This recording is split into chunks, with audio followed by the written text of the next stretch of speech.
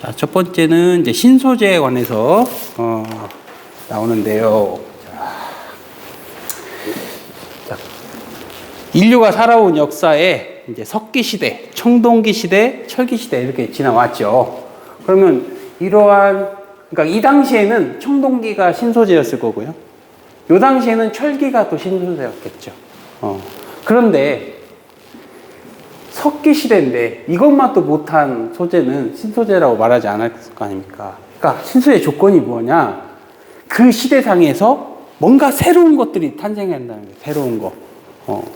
그게 새로운 게 어떤 거냐? 물리적 또는 화학적 성질이 달라져야 되는데 물리적 성질이나 화학적 성질은 여러 가지가 있습니다. 뭐 밀도, 끓는 점, 녹는 점, 용해도 이런 것들이 있겠죠.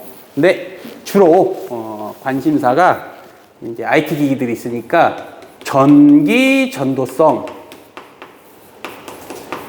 열 전도성 요게 주된 포인트가 될 겁니다. 물리적 성질은. 또는 뭐 더 나가면 뭐 강도, 또 광택 많은 게 해당돼요. 뭐 더 강한 강도가 생긴다, 아니면 새로운 광택이 난다. 그런데 우리 수준에서 많이 벗어나기 때문에 다른 건 몰라도 적어도 열 전도성과 전기 전도성 요거에 대해서 이해하면 됩니다. 자, 그럼 다시 앞 단원에 배운 원자에 대해서 한번 살펴봅시다. 원자는 원자 핵에 전자가 인력에 의해서 붙잡혀 있는 모습 이렇게 그리죠. 그러면 얘는 너무 무겁기 때문에 실상 전자가 움직인다고 봐요. 근데 전자가 뭘 가지고 있냐면 마이너스 전하를 가지고 있어요. 그래서 전하가 또는 전자가 같은 용어입니다. 어차피 전자가 전하를 가지고 움직이니까 얘가 움직이는 게 전도성입니다. 이렇게 그려져 있는 거는 플러스에 속박되어 있으니까 이건 전기 전도성이 없습니다. 이해돼요? 전자가 안 움직이는 게 아니라 이 양성자에게 속박되어 있기 때문에 자유롭게 못 움직이죠. 그래서 얘로부터 벗어나는 그러한 전자를 자유전자 이렇게 얘기해요. 그래서 자유전자가 많을수록 전기전도성이 좋다 이렇게 되겠죠. 또 이 전자들이 움직이는 속력을 갖는데 아직은 우리가 연력학이라는 것을 정확히 이해를 못합니다. 그래서 이렇게 생각해 봅시다. 전자가 가진 속력은 자, 이렇게 열 에너지가 크다, 속력이 크다 이렇게 생각하면 돼요. 분자가 가진 열 에너지는 표현할 방법이 없습니다. 그래서 빠른 분자, 높은 온도, 느린 속력, 낮은 온도 이렇게 생각하면 돼요. 그럼 열을 어떻게 전달하냐면 여기 정지한 전자가 있다 생각해 봅시다. 이거 충돌하면 얘는 빨라지고 얘는 느려질 거 아닙니까? 그러면 얘 속력이 열이라고 했으니까 얘가 가진 열 에너지를 전달해줬다 이렇게 생각할 수 있겠죠. 그래서 열을 전달하려면 이게 많아야 돼요, 적어야 돼요? 많아야 되겠죠, 당연히. 그게 앞부분에서 뭐가 나오냐면 금속의 특징입니다. 금속 앞에 나오죠, 앞단원에서. 금속의 특징은 양성자들이 전자를 서로 공유해요, 서로. 마치 내 것처럼 써요. 그러니까 전자가 마음대로 움직일 수 있어요. 그러다 보니까 금속이 열 전도성도 좋고 전기 전도성도 좋겠죠. 그래서 금속의 주된 특성이 생긴 거고, 그 금속의 전기 전도성이나 열 전도성을 더욱더 증가시켜야 신소재라고 인정이 받겠죠. 현재보다 더 획기적으로 바꿔줘야 그러한 특성들을 가진 전체적인 소재들이 신소재다. 엄청 많습니다. 그 중에 몇 개만 오늘 하는 거예요. 몇 개만. 예. 자, 첫 번째 초전도체. 전도체. 이거 한번 여기 용어를 써볼 거예요. 자, 엄청 쉽습니다. 전류가 잘 흐르는 물질 뭐라고 합니까? 도체요. 그러면 두 번째는 뭐가 들어가야 될 것 같아요? 전기가 잘 안 흐르는 거, 흐르지 않는 거. 전기가 잘 흐르지 않는 거요. 비. 도체의 반대말. 부도체요. 부도체. 부도체. 전기가 잘 통하면 도체, 잘 안 통하면 부도체 이렇게 얘기를 하죠. 그런데 이놈의 학교 선생님들이 용어를 바꿔냅니다. 자, 절연체. 무슨 소리예요? 절연. 전기를 절연. 전기 안 통한다는 얘기죠. 같은 얘기입니다. 부도체나 절연체는 큰 의미에서는 같다. 또 헷갈리게 되는 용어가 있어요. 유전체. 잘 모르죠. 고1 학생들이 잘 모를 용어입니다. 유전체는 그러면은 도체인가요? 부도체인가요? 이것만 알면 돼요. 부도체입니다. 전기적으로 반응은 하지만 전기는 통하지 않습니다. 그러니까 그런 걸 배워본 적이 없는 거예요. 고1 학생이. 그래서 부도체나 절연체나 유전체나 고1 수준에서는 전부 같은 거다. 이렇게 생각하면 됩니다. 막 너무 어렵게 생각할 필요 없어요. 이거 처음 보는데요? 상관없습니다. 전기는 통하지 않습니다. 전기적 성질은 떼어요. 그지만 전기는 통하지 않아요. 자, 세 번째, 특정 조건에서 전기가 통한다면. 그걸 뭐라고 할까요? 특정 조건에 전기가 통한다면. 그거를 반도체라고 하겠죠. 특정 조건 하에서 반도체. 이렇게 하겠죠.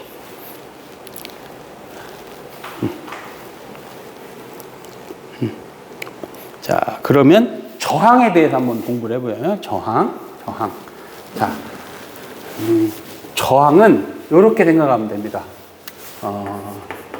고등학교 졸업할 때까지 저항의 의미는 전자와 원자 핵의 충돌의 수. 자, 이렇게 생각하면 돼요. 전자와 원자 핵의 충돌의 수가 저항이구나. 이렇게 생각하면 됩니다.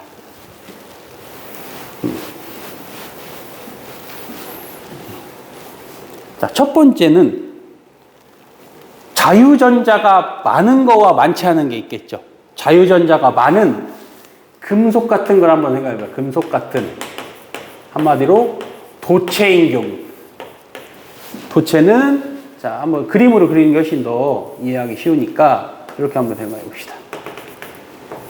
여기 양성자들이 자리 잡고 있는데 금속 결합의 특징이 뭐라고 했습니까? 자유전자가 속박되어 있지 않고 나름 자유롭게 움직일 수 있다고 했죠. 움직이는데 얘가 사방으로 막 이렇게 움직여. 그러면 양성자들과 충돌할 거 아닙니까? 그게 저항입니다. 자, 그럼 이렇게 생각해 봐요. 단면적이 S인 경우하고 단면적을 2배 늘리면 충돌 횟수가 어떻게 될까요? 많아요? 오히려? 단면적이 넓은데 적어지겠죠. 공간이 넓어졌으니까. 저항은 단면적의 반비례네. 이렇게 이해할 수 있겠죠? 넓어지니까 충돌 횟수가 줄어든다는 거 그림으로 보면 알잖아요. 근데 두께는 똑같은데 길이가 길어지면 어떻게 될까요? 길이가 길어지면 충돌 횟수가 많아질 수밖에 없겠죠. 길이하고는 비례한다는 것도 아시겠죠. 이게 기본 상식입니다.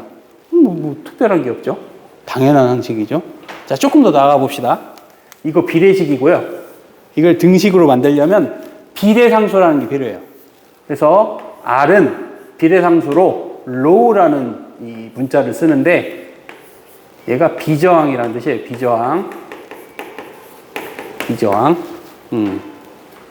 자, 비저항의 의미도 생각해 봅시다. 또 얘가 이렇게 생긴 물체가 금속인 경우하고 한마디로 구리하고 알루미늄? 누가 전기에 잘 통할 것 같아요? 구리하고 알루미늄. 구리가 잘 통하죠. 뭔가 느낌적인 느낌으로 구리가 잘 통한다고 하면 생긴 건 똑같은데 왜 구리가 잘 통합니까? 비저항이 작아서. 이해하시겠어요? 똑같이 생겨도 뭐에 따라서? 비저항에 따라서 저항이 달라지겠죠. 저항이 작으면 전류가 잘 흐르니까. 그래서 물체마다 다릅니다. 비저항 값은. 물체마다. 자,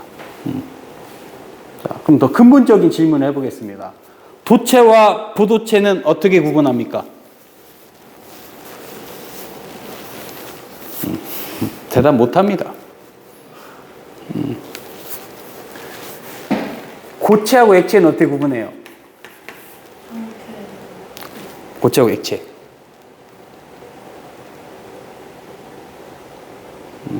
상당히 어려운 얘기입니다. 고체하고 액체를 나누는 건. 그래서 학생들이 명확하게 이해할 수 있도록 중등고학에 써 있어요. 담는 그릇에 따라 모양이 변하면 액체로 한다. 기억나죠? 도체하고 부도체도 학생들한테 물어보면은 대답을 못 합니다. 왜? 배운 적이 없어서. 이렇게 생각하면 돼요. 비저항이 특정 값보다 작으면 도체로 인정하고, 비저항이 특정 값보다 높으면 부도체로 보는 거예요. 근데 그게 의미가 없습니다, 사실. 그게. 사용한 사람이 느끼는 거지, 그거는. 네. 내가 원하는 만큼 전류가 잘 흐르면 도체고, 그러지 않으면 부도체로 취급하죠, 현실에서는. 예를 들면은 학원을 다녀서, 5등, 전기 5등. 잘한 겁니까? 못한 겁니까? 제가 왜 5등이에요? 전 1등이에요? 이런 사람이 있을 거 아닙니까? 사실 잘 흐르냐 흐르지 않냐는 그 주관적으로 보는 사람이 결정하긴 하지만 우리의 학문은 그렇게 하진 않아요. 정확하게는 특정 값에 따라서 이것보다 낮으면 도체, 높으면 부도체 이렇게 보는 겁니다. 그 그래프가 저기 있는 거예요. 여기 있죠? 자, 10의 마이너스 10승부터 시작하는 거 뭐라고 되어 있죠? 도체라고 되어 있죠? 10의 10승. 비정한 값이 크면 부도체. 이렇게 나누는 겁니다. 누가 봐도 비저항이 작은 건 도체라고 볼 수 있고 비저항이 크면 부도체 이렇게 볼 수 있겠죠. 어중간하면 반도체 이렇게 되는 겁니다. 근데 문제점이 있어요. 온도에 따라서 다르죠. 자, 그럼 도체부터 한번 이해해보자. 자, 도체의 비저항 어떻게 되고 있어요? 점점 증가. 비저항이 증가하면 저항값이 커지죠? 왜 커지냐? 얘가 열받으면 속력이 어떻게 된다고 했어요, 아까? 더 빨라지면 충돌의 수가. 그러니까 증가하겠죠. 그러면 부도체만 이해해봅시다. 부도체는 전자가 없는 게 아니라 전자가 양성자에 이렇게 속박되어 있는 거예요.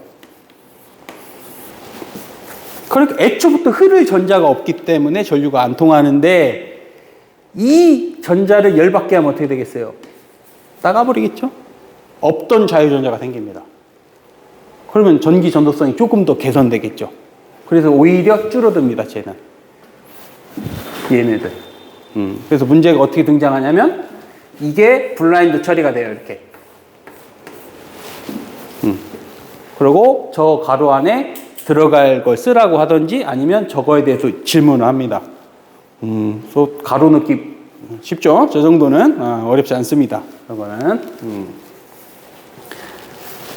이게 저항에 대해서 배워본 거예요. 조금 나가봅시다. 이게 중학교 건데 중등 수준으로 한번 가봐요. 중등 수준.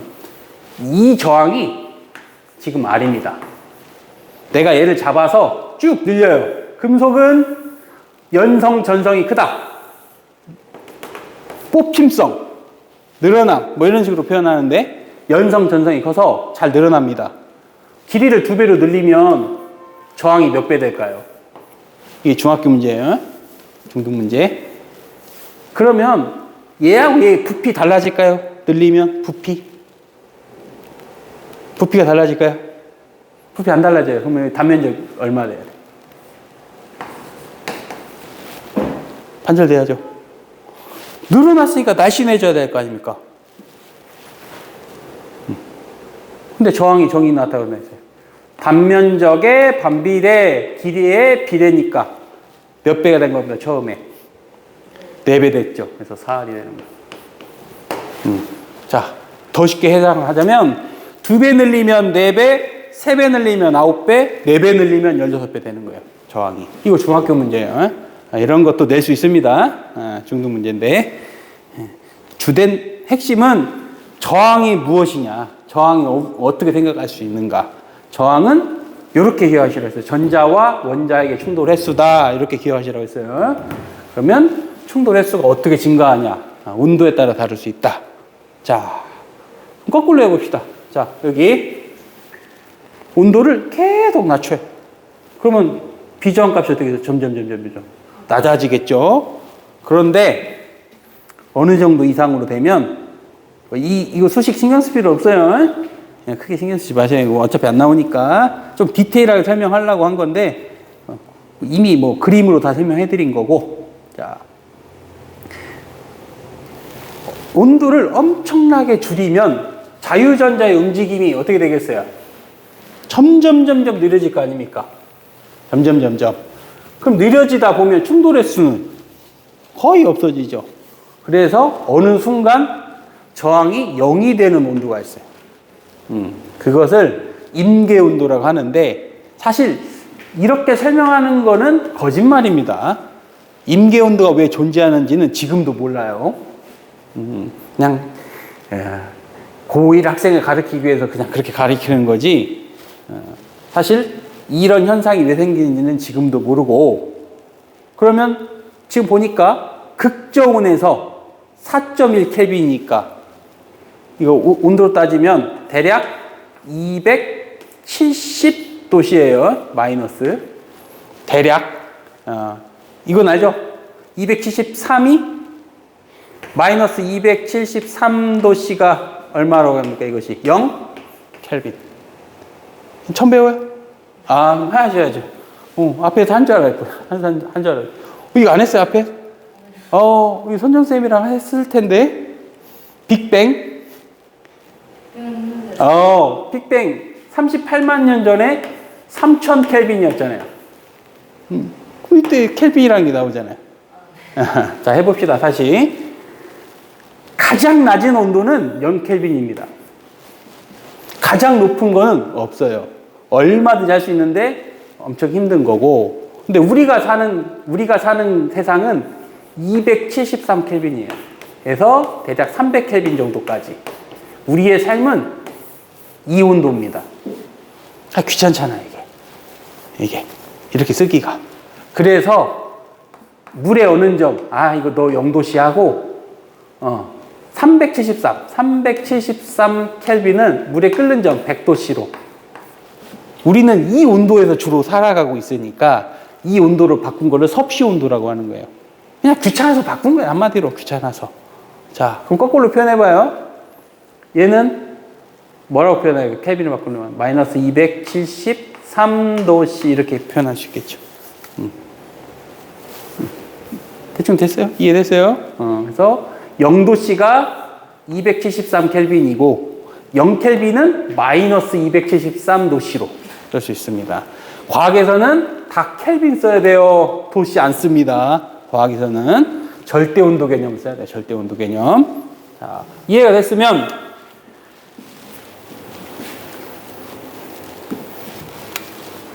전기 저항이 0이 되는 온도, 이게 임계 온도입니다. 전기 저항이 0이 되는 온도, 이게 온도인데 전기 저항이 0이면 엄청나게 좋은 거죠. 적은 에너지 갖다가 훨씬 효율적으로 쓸 수 있습니다. 근데 문제는 이 온도가 아까 얼마라고 했어요? 대략 마이너스 270. 만들 수 있습니까? 영하 270. 그게 문제인 거죠. 초전도 물체를 만들 수만 있다면 뭐 공부 안 해도 되겠죠. 떼부자가 될 겁니다. 근데 그래서 지금 부단히 노력을 해서 이 임계 온도를 상온 10도씨에서 만약에 초전도체를 만들 수 있다고 하면 그러면은 대한민국이 세계 최고 국가로 됩니다. 저런 게 된다고 하면. 그래서 끊임없이 이걸 연구를 하고 있습니다. 뭐 어떤 모든 나라에서 그 중에서 우리나라가 상당한 권위를 가지고 있어요. 이 분야에서. 그래서 나중에 대학 가면 신소재공학과, 뭐 재료공학과, 뭐 금속공학과, 뭐 이런 용어들로 있는데 다 비슷한 것 중 하는 거예요. 그 계열은 좀 다른데 그들 중에서 이 초전도 연구는 매우 중요한 거라 그걸 하고 있는 겁니다. 그래서 지금 우리나라가 잘하고 있으니까 고1 학생들한테 야, 이제 우리나라 잘하고 있으니까 배워야지. 그래서 넣는 거예요. 초전현상을. 매우 중요한 기술이기도 합니다, 이게. 지금은 한 영하 100도씨 근처에서 만들긴 하는데, 영하 100도도 엄청 낮죠. 만들기 어렵죠. 아직까지는 불가능하다. 이렇게 보시면 돼요. 이론상 가능합니다. 이론상. 자, 그러면 임계 온도에 도달하면 저항이 0이 되는 거고요. 저항이 0이 되는 그 현상을 초전도 현상이라고 해요. 저항이 0이 되는 현상을 초전도 현상. 저항이 0이 되는 온도는 임계 온도. 저항이 0이 되는 현상은 초전도 현상. 초전도 현상이 되는 물체를 초전도체. 이렇게 되는 거예요. 그러면 초전도체가 가지는 특성들이 있는데 그 중에 한 가지만 기억하면 돼요. 그게 마이스너 효과예요. 마이스너 효과. 마이스너 효과. 초전도체가 갖는 특성들이 있을 건데 그 중에서 가장 관심 가져야 되는 것이 바로 마이스너 효과다. 마이스너 효과. 외부 자기장을 밀어내는 거예요. 근데 뭐 거기까지 나오지 않습니다. 그냥 자석을 밀어낸다 생각하면 돼요. 밑에 지금 자석이 있고 얘가 초전도체. 자석을 밀어내버리죠. 아니면 얘가 자석이고 얘가 초전도체도 밀어내는 거예요. 그래서 이 초전도 현상을 이용하면 엄청난 산업 분야에 쓸 수 있는데 예시 여기 있는 정도로 하시면 됩니다. 자, 첫 번째 자기부상열차. 자, 자기부상열차가 있어요. 자기부상열차는 과거의 열차는 이랬습니다. 과거의 열차는 이 선로가 이렇게 있으면 선로 위에 기차의 바퀴가 굴러가는 겁니다. 이렇게 새마을호, 무궁화호 이런 애들은 아마 타보지 않았을 거예요. 이런 기차는. 그럼 이 기차의 문제는 기차의 속력이 빠르면 선로의 바퀴가 빠르게 회전하면서 굴러가요. 그럼 엄청난 마찰열이 생겨요. 금속이 열받으면 휘어집니다. 그럼 탈선해버려요.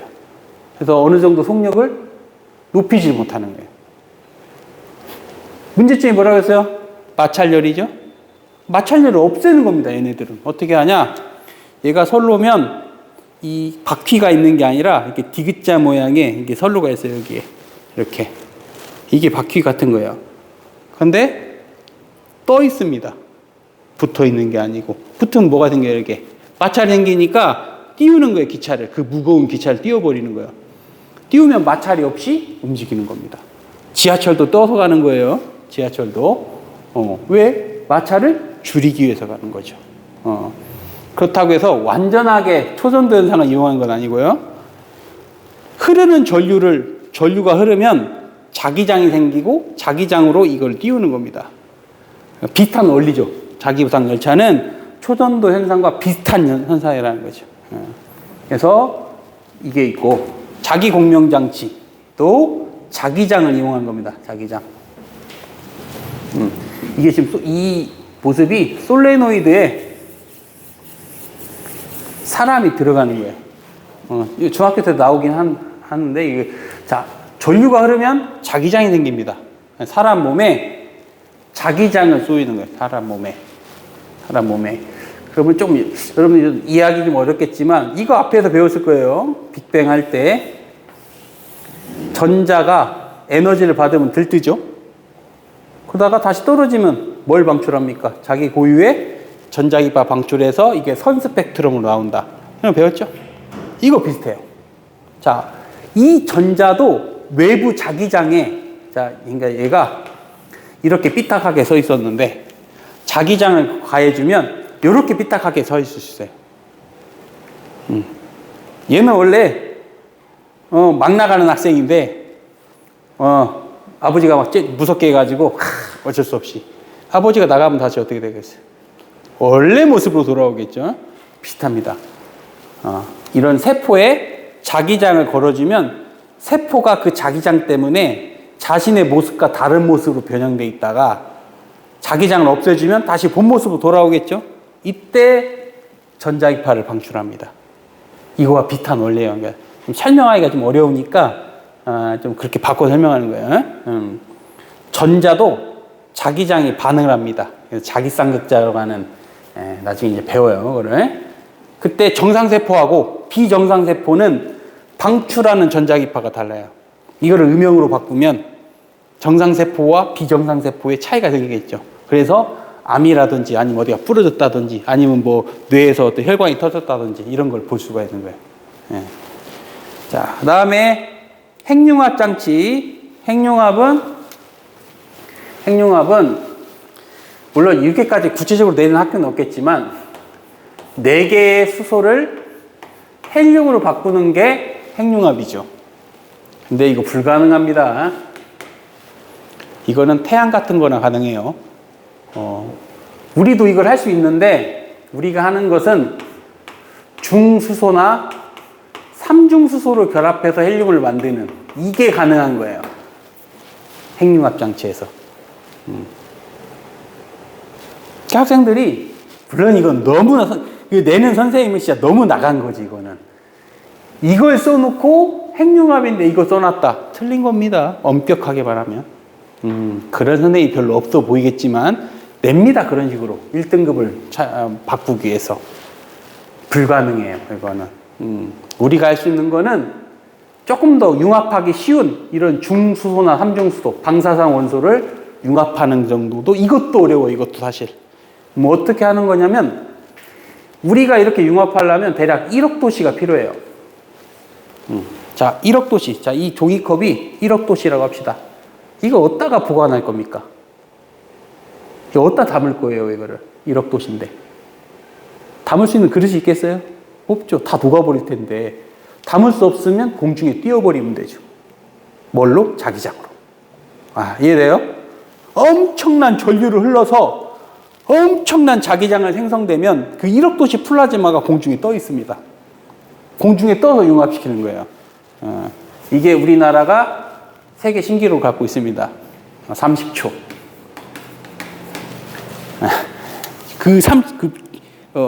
플라즈마를 안정하게 띄워놓는 시간이 30초. 이게 세계 신기록. 아직 기술력이 멀었다는 얘기죠. 아무튼 그렇게 구체적으로 나가는 거는 정말 장난질이고 핵융합 장치가 이런 거보다 정도 하면 돼요. 다시 그 학기중으로 돌아가면 더 자세하게 하니까 이때 하시면 되고. 또 이제 액정이 좀 힘듭니다.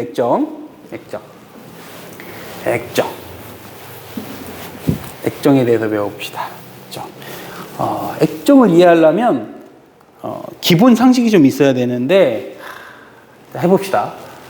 빛이라고 하는 거는 전자기파입니다. 전자기파. 얘는 횡파. 이 정도는 알고 계신가요? 전자기파가 횡파다. 자, 모르면 해봅시다. 진행 방향에 이런 식으로 흔들리는 파동. 대표적으로 이렇게 보면 모르니까 용수철 생각하면 돼요. 용수철 흔들면 용철이 이렇게 흔들립니다. 이게 종파예요. 그러면 횡파는 우리가 흔히 파동이라고 생각하는 거. 이렇게 생긴 거. 파동 이렇게 그리잖아요. 이렇게. 진행 방향이 어떻게 흔들립니까? 상하로. 이게 횡파예요. 진행 방향과 나란하면 종파. 수직하면 횡파.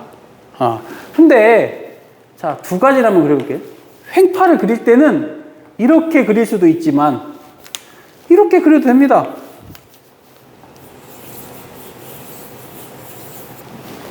이것도 횡파 아닙니까? 다 횡파죠? 진행 방향의 수직 아닙니까?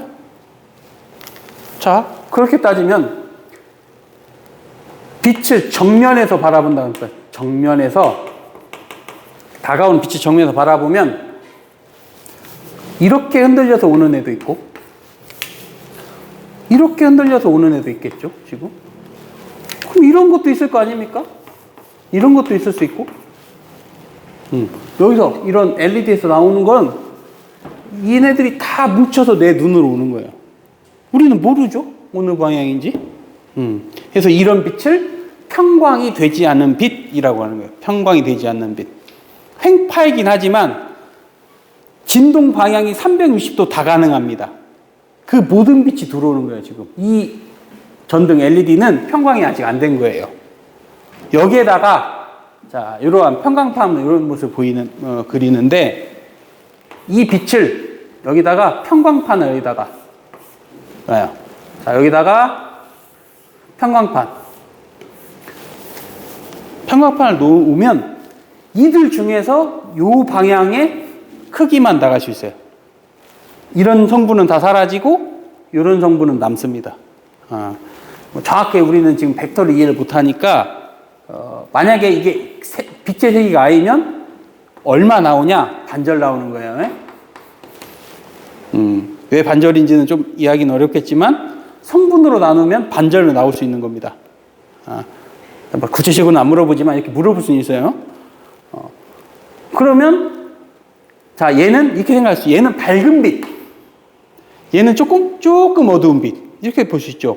자, 무슨 말이냐면 이거나 우리는 이게 평광됐는지 알 수가 없습니다, 인간이. 이 형광등 빛이 내 눈에 평광됐는지 알 수가 없다는 얘기예요. 그래서 만약에 지금 내 눈앞에 있는 저 빛이 평광이 된 빛이라면 이건 평광이 된 빛입니다. 여기에다가 또 다른 평광판, 이렇게 평광 방향이 정해진 걸 놓으면 하나도 못 나오겠죠. 얘는 요것만 나올 수 있으니까 얘는 나올 수가 없죠. 그래서 알 수 있는 거예요.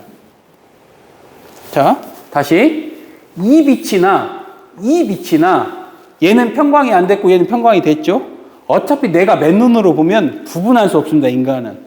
그냥 밝은 빛, 어두운 빛입니다. 그럼 이 빛이 평광됐는지 알고 싶은데요? 하면 또 다른 평광판을 놓으면 돼요. 평광판을 놔서 이 빛을 완전히 가릴 수 있다면 이거는 평광이 됐다고 보겠죠. 이게 평광의 원리를 설명해 드린 거예요. 평광. 자, 그러면 이거 보십시오. 얘는 지금 이것만 나올 수 있죠? 얘는 이것만 나올 수 있어요. 자, 평광판 두 개를 수직하게 놓으면 어떤 빛이든지 내 눈으로 볼 수 있을까요? 자, 사방이 흔들리는 오는데 이 중에서 얘만 나오죠? 얘는 이것만 통과할 수 있으니까 여기 나오는 게 하나도 없겠죠. 그렇죠? 평광판 두 개를 수직하게 놓으면 빛이 나올 수가 없다. 그게 이해돼야 되는 먼저. 평광의 원리. 이해되는 거야. 그래서 평광판 두 개를 직교시키면 빛은 나올 수가 없다. 이 상식을 이해하면 됩니다. 자, 그러면 액정이라고 하는 유전체를 끼워넣는 겁니다. 액정이라고 하는 유전체. 아까 유전체 전기 통한다고 했어요? 안 통한다고 했어요? 안 통하죠. 그지만 전기 현상에 반응을 합니다. 전기 안 통해요. 근데 반응을 합니다. 지금 어떻게 돼 있어요? 평광판 두 개가. 직교. 그럼 빛 나올 수 있어요? 없어요? 못 나와요. 자, 여기에는 지금 이렇게 흔들리는 애와 이렇게 흔들리는 애를 집어듭니다. 그럼 그 중에서 뭐만 나올 수 있어요? 이렇게 나오죠. 이것만 나올 수 있죠. 자, 이 사이에다가 액정을 채우는 거예요. 액정. 액정은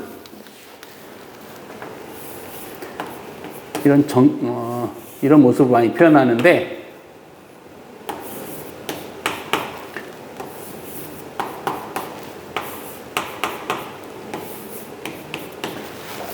여기다 액정 물질을 채워넣으면 액정 분자가, 자, 첫 번째, 요 평광판과 요 평광판 사이에 전원 장치를 연결하지 않으면, 전압을 가해주지 않으면 이 액정은 전기적 현상에 반응한다고 했어요. 전기는 통하지 않지만 전기 현상에는 반응은 한다. 전기를 걸어주면 쟤네들이 정렬을 합니다. 근데 지금 안 걸었어요. 지금 안 걸었으니까 흩어져 있겠죠. 이때 이 분홍색 평광이 얘네들과 지나다니면서 부딪혀요. 부딪히면서 점점 틀어집니다. 이러고 있다 점점 틀어져요. 약간. 그래서 평광 방향이 변하기도 해요. 약간 변하니까 여기 나올 수 있어요, 없어요? 이쪽. 원래는 못 나와야 됩니다. 근데 나올 수 있는 거예요. 어느 때 나올 수 있다? 액정이 불규칙할 때. 액정이 불규칙할 때. 불규칙할 때는 전기를 걸어준 거야, 안 걸어준 거야, 전압을. 안 걸어줬을 때. 전압을 걸지 않으면, 전류를 흘려주지 않으면, 쟤는 불규칙할 거고, 불규칙하면 저 평광 방향을 비틀 수 있습니다. 그래서 나올 수 있는 거예요. 화면에 표현되겠죠, 밝게. 자, 그 모습이 밑에 그림으로, 지금 설명한 거를 그냥 그림으로 그리는 거야. 같은 얘기예요. 반대로 해봅시다. 여기 다음 그림으로 넘어가요. 네. 이번에는 전압을 걸어봅시다. 전압을 걸면 액정 분자들이 정렬하기 시작합니다. 이렇게. 아까는 흩어져 있었죠? 전기장을 걸어주면, 전압을 연결하면 정렬해요, 이렇게. 유전체는 부도체이지만 전기현상이 반응한다고 그랬죠? 대표적인 예입니다. 그럼 얘는 부딪히지 않을 거 아니에요? 부딪히지 않으면 평광방이 흩어지지 않으니까 가서 못 나옵니다. 이해돼요? 자, 다시 정리하자면 액정에 전압을 걸어주면 빛이 나오고, 맞아요? 안 나와요. 액정에 전압을 걸어주면 못 나와요. 안 걸어주면 나옵니다. 자, 예시 계산기 봅시다. 계산기에 또는 그 액정 시계에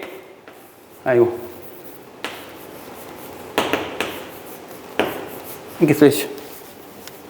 예를 들면, 그러면 이게 검정 부분 아닙니까? 검정 부분은 전압이 걸린 부분이 안 걸린 부분이에요. 안 걸린 거죠. 전압이 안 걸리면 나와요, 빛이. 그러니까 걸린 겁니다. 다시 정리. 전압 걸어줬을 때 빛 나와요, 안 나와요? 어두운 곳은 전압을 안 건 거죠. 나머지가 밝은 거잖아요, 여기가. 밝은 곳은 전압이 안 걸린 거죠. 전압을 걸지 않으면 빛이 통과하고, 전압을 걸어주면 통과하지 않습니다. 어두운 건 전압이 걸려 있는 겁니다. 밝은 것은 전압이 안 걸린 거고, 이게 다예요. 그러니까 액정과 평광이란 이게 뭔지를 몰라서 그렇지 원리는 간단합니다. 그래서 내가 특정 영역에 전압을 걸어줘서 내가 원하는 디스플레이 화면을 표현하는 거야. 뭐 핸드폰이죠, 핸드폰. 대표적으로 핸드폰. 물론 이거 옛날 방식이긴 한데, 뭐 이런 게 핸드폰 있죠. 핸드폰의 밝은 부분은 전압이 어떻게 된 거? 안 걸린 거. 그 다음에 전압이 걸린 부분은 어둡게 표현이 되겠죠. 그래서 글씨나 영상을 표현하는 방식입니다. 자, 그 다음에 네오디듐 자석이 있어요. 네오디듐 자석. 이 자석의 영향은 매우 중요한 겁니다. 자석은 산업, 이 IT 산업에 매우 중요한데,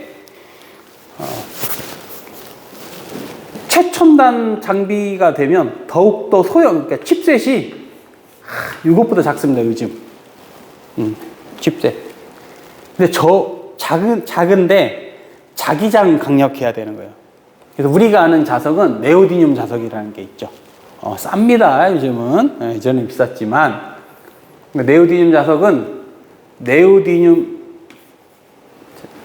이 자체가 자석이 아니고 스스로 자성을 띠는 애는 철, 니켈, 코발트. 지구상에서 3개밖에 없어요. 철, 니켈, 코발트. 우리가 아는 건 저 3개면 됩니다. 그 중에서, 그러니까 스스로 자성을 띨 수 있는 애들이 저 3개밖에 없어요. 이 철에다가 붕소하고 네오디듐을 첨가시켜가지고 자성을 더 개선한 겁니다. 그게 신소재죠. 기존에 있던 물리적 성질을 더욱더 뛰어나게 개선하면 신소재가 되는 겁니다. 그래서 이게 네오디듐 자석이 되는 거예요. 물론 이것도 이미 시대가 흘러서 네오디듐보다 더 자력이 좋은 걸로 바꿔줘야 됩니다. 자, 그다음에 이제 반도체에 대한 반도체. 반도체도 원래 이 글에 써 있는 정도면 되는데 아마 학교에서 물리 담당 선생님이 이걸 하면은 약간 급발진을 합니다. 약간 급발진까지 우리가 배우면 돼요. 자, 주기율표가 뭐 이렇게 있었어요. 이렇게 단주기율표. 기억나죠? 최근에 배웠을 테니까. 일로 갈수록 무슨 성? 금속성. 일로 가면 비금속성이 있죠. 여기 있는 애들은 이것도 저것도 아니에요. 중금속이라고도 부르지만 그냥 일단은 비금속입니다. 비금속성입니다. 일단 그게 중요한 게 아니라 요 애들이라는 거는 14족을 의미하는 거예요. 14족은 최각전자가 4개니까 4개 잃어버리기도 힘들고 4개 받기도 어렵겠죠. 그래서 반응성이 거의 없습니다. 이게 중요한 특성이죠. 그런데 몇 개 채워야 안정합니까? 8개. 옥텟 규칙을 반정해야 되니까 옆에 있는 SI한테 야 같이 쓰자.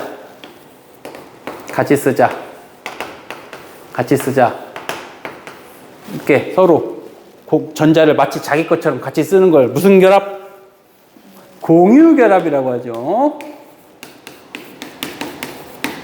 그래서 안정합니다. 그러면 이 전자는 안정한 상태에 있기 때문에 전자가 쉽게 움직이질 않아요. 그래서 지금 이 그린 걸 순수 반도체로 해요. 순수 반도체. 저기 써있죠. 순수 반도체.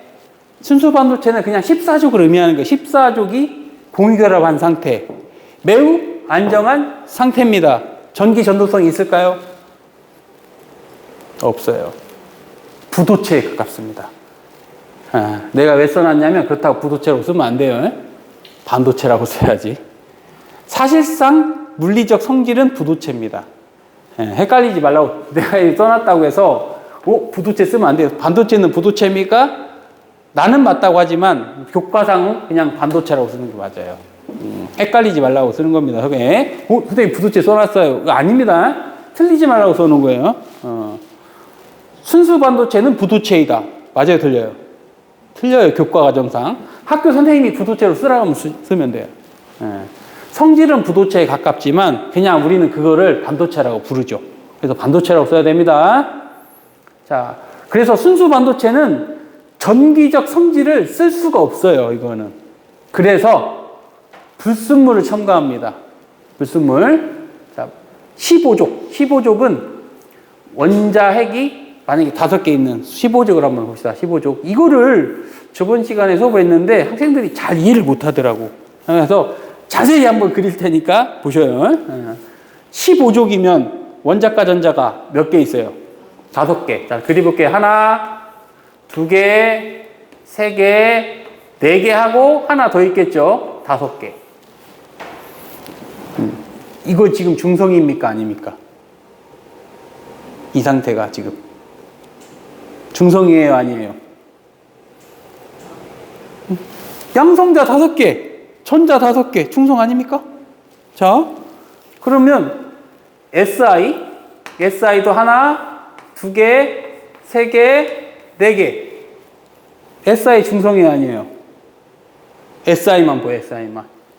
SI는 플러스 4고, 전자가 하나, 둘, 셋, 4개 있으니까. 얘도 중성이죠? 이런 애들이 다 공유결합하고 있습니다. 그러면 불순물을 첨가한 이 그림, 지금 이 그림, 이 자체는 중성이에요? 양이온입니까? 음이온입니까? 이 자체가 중성입니다. 이거를 다들 내 수업 끝나고 보니까 다들 이해를 못 하더라고. 내가 설명을 못해서 그런가. 자, 딱 분명히 그려졌어요. 흰색으로 그린 부분 아까 중성이라고 대답했죠? 노란색으로 그린 부분 충성이라고 대답했죠? 다 중성 아닙니까 그러면? 다 중성 아닙니까? 자, 숫자를 바꿔 쓸게요. 그러면 자, 얘를 플러스 4. 그러면 총 양성자 몇 개 있어요, 여기에? 5개에다가 16개니까 21개 있죠? 플러스 21개 있죠? 전자 몇 개 있을까요? 이 안에 지금? 중성이잖아요. 이거를 이해를 못하는 거예요, 지금. 아, 이해가 안 됩니까? 되죠? 그래서 불순물을 첨가한 그 상태는 중성입니다. 이런 형태를 네거티브형 반도체라고 해요. 네거티브. 마이너스 이런 좀 그런 뜻이 있잖아요. 네거티브, 반대. 그래서 이렇게 지문이 나오는 거예요. N형 반도체는 음이온 성질을 띈다. 아니. N형 반도체는 음이온 성질을 띈다. 맞아요? 중성입니다. 중성이에요. 그런데 오히려 지금 요놈 얘는 결합에 참여하지 못했어요. 그럼 쟤는 가출해야죠. 놀아줄 애가 없어. 그래서 누구만 만나면 얘는 쉽게 나가버립니다. 오히려 N형 반도체는 마이너스가 어떻게 되고 있는 거예요, 그러면? 마이너스 전자 하나. 쉽게 잃어버리죠. 그럼 무슨 이온이 되는 거예요? 그래서 N형 반도체는 양이온이 되려고 합니다. 헷갈리죠? 그러니까 시험은 저렇게 되는 겁니다. 이 정도면 급발진입니다. 이 정도면 학교 선생님이. 예. 자, 이거를 이해를 못하더라, 학생들이. 좀 이해가 안 가요. 자, 잘 생각해보면 당연한 얘기가 된 겁니다. 다 중성들, 중성을 결합시켜 놨으니까 당연히 중성이죠. 그런데 N형 반도체는 쉽게 전자를 잃어버리니까 양이온이 되려고 한다. 여기까지 일단 기억하십시오. 자, 두 번째 봅시다. 두 번째 순수 반도체를 13족을 갖다가 도핑을 시키면 13족. 그러면 최각 전자가 몇 개 있겠어요? 하나, 두 개, 세 개니까 여기에다가 이 사이에 Si하고 결합을 시키면 얘는 하나 줬는데 비어있죠. 그러면 이 상태, 지금 이 상태의 불순물이 첨가한 반도체를 P형 반도체라고 합니다. 포지티브형 반도체. 이거 중성입니까? 아닙니까? 중성입니다. 중성입니다. 그런데 아까 버림받은 전자가 어디로 가야 돼요? 갈 데가 어디 있어요? 비어있을 거 아닙니까? 얘는 전자를 하나 얻으려고 하겠죠? 그럼 무슨 이온이 되겠어요, 얘는? 음이온이 되는 거예요. 그래서 N형 반도체의 P형 반도체는 중성입니다. 그렇지만 N형 반도체하고 P형 반도체를 접합을 시켜 놓으면 N형 반도체는 전자를 잃고 P형은 전자를 얻으니까 N형 쪽은 오히려 양이온, P형은 오히려 음이온이 돼서 이제 그 공핍층이라고 하는 이제 층이 생겨요. 거기까지는 뭐 나오진 않겠죠. 그래서 이 정도만 아십시다. 중성이냐, 양이온이냐 이렇게 하면 돼요. 자, 그럼 결론은 순수 반도체 자체는 전기 전도성이 거의 없습니다. 그래서 불순물을 첨가하면 전기 전도성이 획기적으로 좀 개선이 된다 이렇게 생각하시면 됩니다. 그래서 우리가 사용하는 것은 순수가 아니라 불순물 반도체를 사용하는 거예요. 특별한 그 통합각에 그림이 잘 안 나와서 또 자세한 그림을 그려놨는데 여기까지 몰라도 됩니다. 이런 그림까지. 대학하고 학교 선생님들이 급반진하면 그때 알려드려요. 뭐 원자까지 전도띠 뭐 잘 모르니까 여기 몰라도 되고, 금방 한 얘기, 불순물 첨가하는 과정을 도핑이라고 한다. 불순물 첨가하는 과정을 영어로 도핑. 불순물 첨가해서 전기성 개선한다. 그래서 여기 다이오드, LED 뭐 이런 것들이 이제 다이오드는 여기서 나올 수 있는 게 다이오드예요. 다이오드. 자, 다이오드는 두 개의 극이라는 뜻이에요. 다이오드. 극 두 개의. 그래서 P형과 N형을 접합시켜 놓은 것을 PN 접합 다이오드라고 합니다. PN 접합 다이오드. 역할은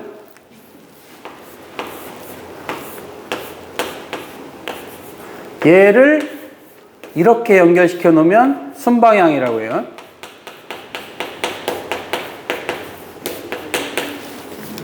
P형에 플러스 연결해 놓으면. 이럴 때는 전류가 흘러요.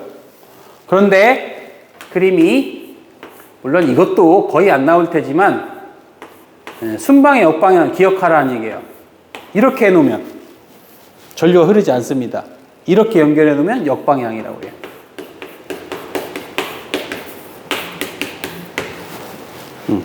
그럼 다이오드 역할은 한 방향은 흐르는데 반대 방향은 전류가 안 흐르겠죠. 그게 역할이에요. 자, 다이오드 역할 밑에 보면 우리가 사용하는 전기 신호는 교류입니다. 전류 방향이 계속 바뀌어요. 이렇게 여기에다가 다이오드를 통과시키면 다이오드는 한 방향만 된다고 했죠. 전류가 시계 방향, 반시계 방향 이렇게 바뀌는 게 교류예요. 근데 다이오드를 껴넣으면 둘 중에 하나밖에 안 된다고요. 그래서 전류 방향이 계속 바뀌다가 안 바뀌죠, 이제. 그럼 얘를 뭐라고 하냐면 얘를 교류 AC라고 하고 얘를 직류 DC라고 합니다. 교류, 직류, 교류 전원을 직류 전원으로 바꾸는 그 현상을 정류작용이라고 해요. 정류작용. 전류의 흐름을 바꿔주는 이것을 정류작용. 그래서 다이오드 역할은 정류작용이다. 여기까지만 하시면 돼요.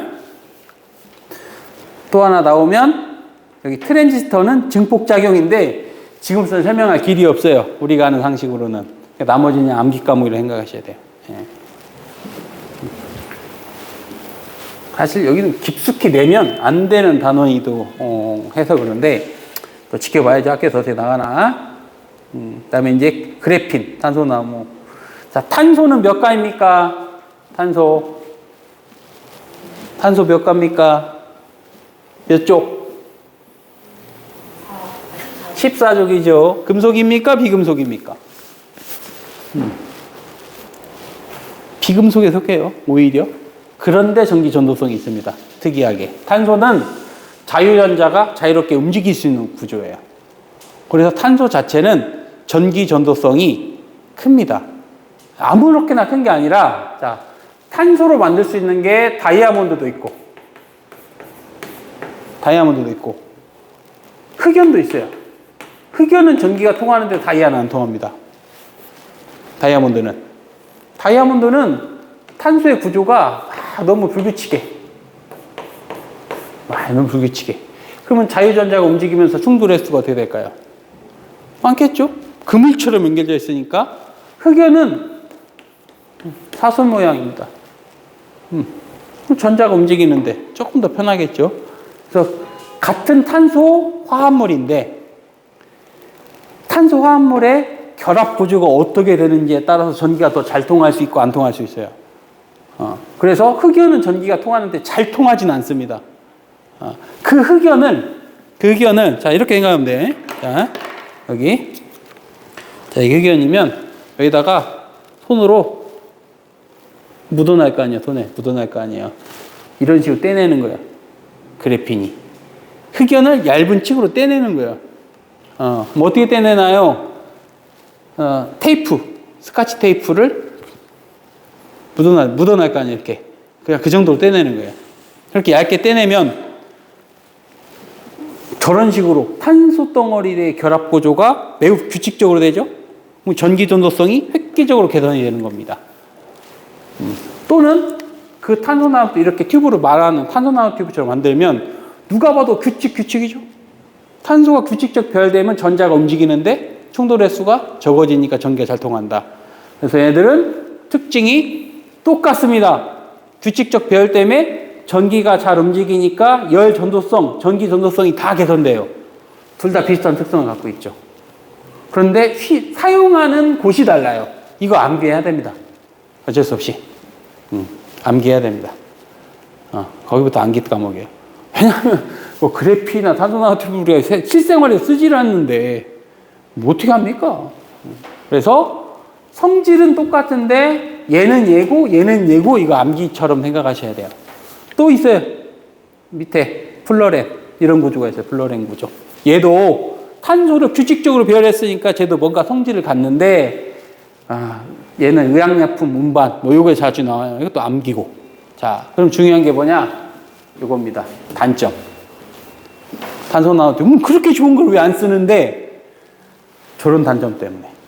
일단 만들기가 어렵습니다. 생산 단가가 비싸고. 그리고 스카치 테이프로 떼낼 정도로인데 누가 툭 치면 망가지죠. 그러니까 수송이나 저장이 어려워요. 또 그 자체의 전기적 성질을 변화시키기 어렵다는 얘기는 전기 성질을 내가 컨트롤할 수 있어야 IT 기기로 쓸 수 있는 거예요. 반도체처럼. 그냥 쟤는 전기가 잘 통하는 거예요. 전기를 통했다 안 통했다 통했다 안 통했다 이래야 되는데. 그래서 많은 단점이 있어서 필요한 곳에서만 씁니다. 필요한 곳에서만. 단점이 더 중요하다 생각하시면 되고. 자, 여기서부터는 거의 뭐 암기 과목이라고 하면 돼요. 자, 보시면 그래도 우리 교재는 컬러풀해서 잘 보일 겁니다. 뭐 독고마리 열매, 벨크로 테이프 이런 식으로 하면 되는데 선생님 책에 있는 거를 굳이 외울 필요는 없어요. 왜냐? 학교 교재, 학교 선생님이 알려주는 게 더 중요한 겁니다. 또 우리 교재에는 이거 없던 게 있던데요? 이런 거 있으면 나중에 알려주시면 돼요. 근데 웬만하면 있는 거 다 집어넣는 거예요. 벨크로 테이프, 뭐 연립, 게코도마뱀, 뭐 거미줄을 무방한 거, 상어비늘, 모르프나비 뭐 이런 것들이 있는데 여기서 디테일하게 낼 수 있는 건 없습니다. 다만 저 그림 주어지고 이게 어떤 역할에 쓰이는가 정도를 암기할 수는 있죠. 심지어 이거 건너뛰는 학교도 많아요. 시험 안 내고. 그래서 여기는 그림 보고 매칭을 시키면 됩니다.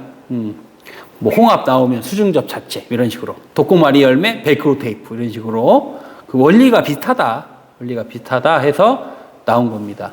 그래서 이번 주에 그래서 여기까지가 진도를 나간 거예요. 그래서 조금 빠르게 좀 압축해서 진도를 나간 겁니다. 사실 이 단원은 엄청 중요하진 않아요. 학교에서 이 단원 자체를 안 나가는 학교도 많습니다. 안 나가면 이걸 굳이 여기다 왜 껴놓은지 모르겠지만 실상 중요한 건 여기서부터요. 여기서부터 어렵죠 이제. 중요하게 또 물리가 나오니까 여기서부터 어렵습니다. 그래서 이번 주 토요일 날에 이번 주는 쉽니다. 쉬어요. 쉬니까 자 다음 주에 이제 만납시다.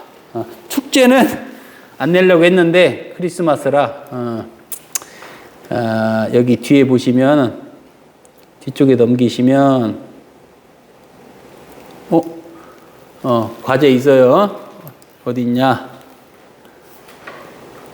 단원별 과제가 뒤에 수록되어 있습니다. 단원별 과제. 선생님은 1페이지인데, 거기 있네요. 거기 단원별 과제. 거기 있죠? 거기? 몇 페이지로 되어 있어요, 지금? 65. 거기. 20문제인데, 금방 합니다. 금방 합니다. 20문제. 거기까지 해서 2주에 오십시오. 자, 오늘은 여기까지. 수고하셨습니다. 자, 수고하셨어요.